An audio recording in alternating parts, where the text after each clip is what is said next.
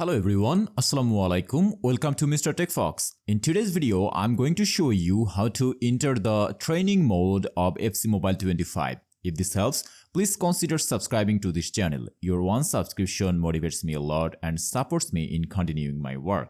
So let's go guys. First of all, click on the club icon. And after then, click on this My Team. And here you have to click on this Team Editing. And now click on Skill Moves. From here, choose any skill. To select it, simply click on it. And then click on Try.